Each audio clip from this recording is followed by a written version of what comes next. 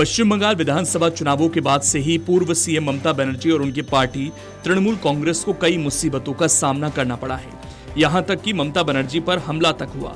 मुसीबतों का सामना कर रही तृणमूल कांग्रेस के लिए आखिरकार एक राहत की खबर सामने आई है। एक तरफ जहां सत्ता से बाहर होने के बाद टीएमसी को पहली जीत मिली, तो वहीं दूसरी तरफ 3 गुट में बंट चुकी टीएमसी को क्या एकजुट कर पाएंगी दीदी। फिलहाल परिस्थितियों को देखें तो ममता बनर्जी के सामने चुनौतियों का पहाड़ है। ऐसे में टीएमसी का जीतना अपने आप में बड़ी जीत साबित हुई है। दरअसल टीएमसी ने हाल ही में वेस्ट बंगाल बार काउंसिल पर अपना दबदबा बरकरार रखते हुए 23 में से 15 सीटों पर शानदार जीत हासिल की। तो भाजपा को इस चुनाव में निराशा हाथ लगी और कांग्रेस अपनी 2 सीट बचाने में कामयाब रही, जबकि Bharatiya Janata party bar council में महज 3 सीटों पर सिमट कर रह गई। इस जीत से ममता की पार्टी को बड़ा नैतिक बल मिल सकता है, ऐसा अनुमान लगाया जा रहा है। हालांकि आपको बता दें कि मतदान 9 मार्च से शुरू हुआ था। चुनाव में कुल 23 सीटों के लिए मुकाबला हुआ था। इस चुनाव में राजनीतिक दलों से जुड़े उम्मीदवार भी मैदान में थे। टीएमसी की तरफ से 23, बीजेपी की तरफ से 22 और वाम दलों की ओर से 12 उम्मीदवार मैदान में उतरे थे। इसके अलावा 18 निर्दलीय वकीलों ने भी चुनाव लड़ा था।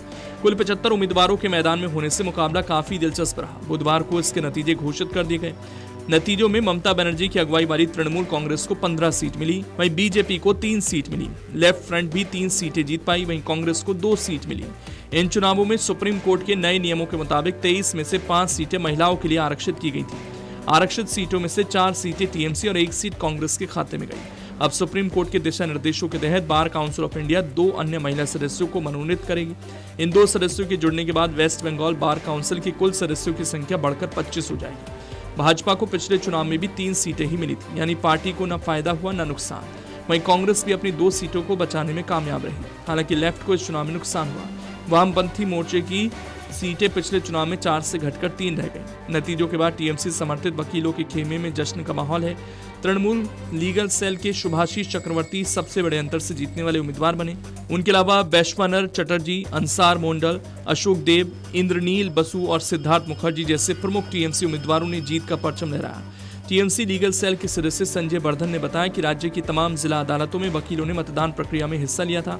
अब जल्द ही टीएमसी बार काउंसिल में अपने नए बोर्ड का गठन करेगी। तो वहीं दूसरी तरफ पश्चिम बंगाल की सत्ता से बाहर हुई टीएमसी को 3 महीने हो चुके हैं। 15 साल सत्ता में रहने के बाद पार्टी दूसरी बार विपक्ष में है। लेकिन इस बार चुनौती सिर्फ चुनावी हार की नहीं, सवाल पार्टी के अस्तित्व का भी है। क्या ममता बनर्जी बिखरती पार्टी को फिर से एकजुट कर पाएंगी? क्या टीएमसी अपनी पुरानी ताकत वापस हासिल करेगी, या चुनावी हार बंगाल की प्रमुख विपक्षी पार्टियों को स्थायी रूप से कई हिस्सों में बांट देगी? फिलहाल टीएमसी के भीतर 3 अलग अलग केंद्र उभर कर आए हैं। पहला ममता बनर्जी का खेमा है, दूसरा ऋतव्रत बनर्जी के नेतृत्व वाली बागी गुट है, तीसरा 20 लोकसभा सांसदों का समूह है जो एनसीपीआई में चला गया है और एनडीए को समर्थन दे रहा है। विवाद अब चुनाव आयोग तक पहुंच चुका है। दोनों गुट संगठन पर अपना दावा कर रहे हैं। दूसरी ओर सांसदों के टूटने से लोकसभा में टीएमसी की ताकत भी काफी घट गई है। अगर आप ये वीडियो YouTube पर देख रहे हैं तो हमारे चैनल को सब्सक्राइब कर बेल आइकन दबाएं और Facebook पर देख रहे हैं तो हमारे पेज को लाइक करें।